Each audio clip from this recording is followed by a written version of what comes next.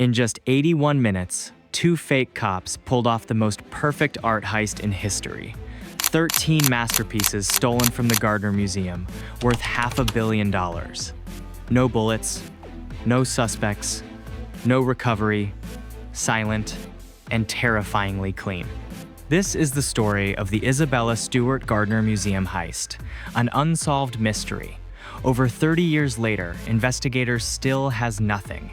The trail is still cold, but what lies at the end of it might change everything. If you're new here, hi. My name is Richard. I tell stories about the biggest crimes in the world, and if that's something you enjoy, I think you should subscribe. But for now, let's get into the story. It all started with a knock on a museum door in the middle of the night. The date was the 18th of March, 1990. At 1:24 a.m., a car pulled up outside the Isabella Stewart Gardner Museum. Inside were two men dressed in full Boston police uniforms. They claimed they were answering a call. But what followed wasn't law and order. It was the crime of the century. Their timing was perfect.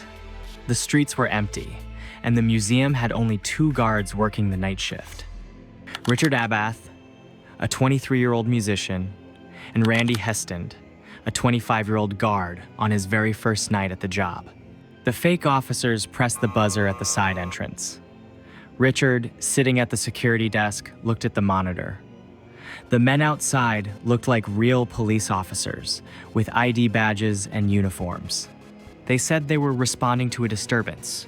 Against protocol, Richard unlocked the door. It was the mistake that opened the way to history's greatest art theft. As soon as the fake officers stepped inside, the trap closed. They told the guard he was under arrest. Confused, he stepped away from the desk. Within moments, he was in handcuffs. The second guard soon faced the same dark fate. Both were tied, blindfolded, and gagged with duct tape. They were dragged to the basement, where they would stay for hours, helpless and silent. With the guards out of the way, the thieves now had the run of the museum. And strangely, they didn't rush. They spent 81 minutes inside, moving through galleries at their own pace. In crime, that kind of time is rare. But that night, it was theirs.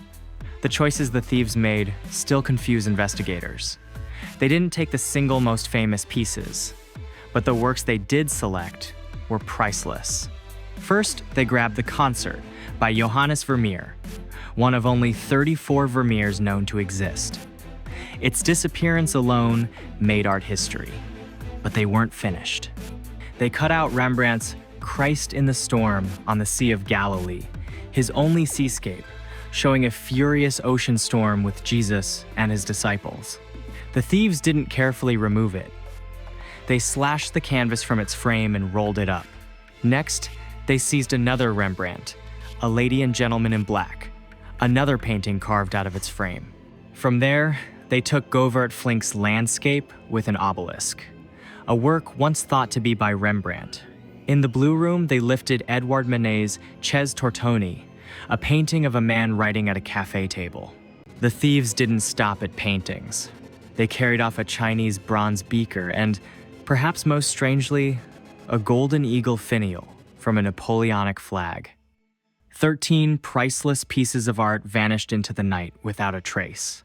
Together, they were worth nearly $500 million, making it the biggest art theft the world has ever seen. But this story was never just about the money. It was about the mystery. Why were those specific pieces taken? And why were so many others left untouched? When the sun rose that morning, investigators found chaos. The guards were still bound in the basement. Frames hung empty on the walls. The canvases brutally cut away. In one room, the frame of Christ in the Storm on the Sea of Galilee still carried ragged edges of canvas, like an open wound. Today, those empty frames still hang in the museum. They serve as a reminder of what was lost, and as symbols of hope that one day, the paintings will return. The thieves had left little behind. No fingerprints, no working cameras. Only the motion detectors showed their path from gallery to gallery. But one detail caught investigators' attention. Before the thieves arrived, the guard on duty, Richard Abbott, had opened a side door briefly. Was it a signal? Was he part of the crime? Or just careless? Richard denied any role, and no evidence ever proved otherwise. Well, I'm the guy who opened up the door. They're obviously going to be looking at me. But suspicion of an inside job has never completely faded. The Gardner heist quickly became a top priority for the FBI. It wasn't just another robbery, it was the biggest property crime in US history. From the very beginning, agents suspected the hand of organized crime behind it. A theft this precise doesn't happen by accident. It takes planning, deep connections, and a market in the underworld. Boston in 1990 was a city crawling with mob activity. The Italian mafia, Irish gangs, and local crews all had their grip on the streets. Any one of them could have pulled it off or been connected to those who did. Theories began to grow. Everyone had a name, everyone had a story, but no one had proof. One of the first names was Miles Connor Jr., a well-known art thief. He admitted he once planned to rob the Gardner years earlier. But at the time of the 1990s heist, Connor was in prison. He couldn't have done it. Still, many believe he may have shared the idea with others, planting the seed for the robbery that followed. As the years went on, focus shifted to Boston's underworld. The FBI later said they were confident they had identified the two thieves, both local criminals tied to a gang. But both men were dead within a few years of the robbery. Their names were never officially released, and with them went many of the answers. Attention then turned to Carmelo Merlino, a Boston mobster who claimed he could get the art back. The FBI set up a sting, hoping to recover the paintings. But Merlino was caught planning an armored car robbery instead. He was sent to prison, where he died in 2005, never delivering a single painting. Another name that kept coming up was Robert Bobby Donati. He was known for his ties to the mob and his loud style of dressing. Some believed he was one of the men who broke into the museum.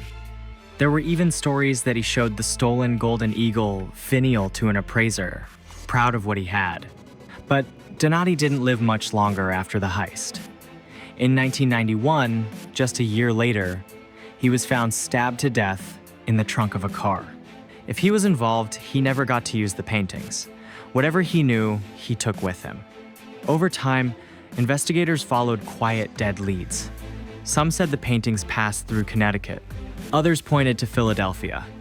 In the criminal world, stolen art isn't about beauty. It's traded for black money, for drugs, for guns, for power. The FBI believes the trail went cold in Philadelphia around 2003. If the paintings were there, they slipped away again into the dark.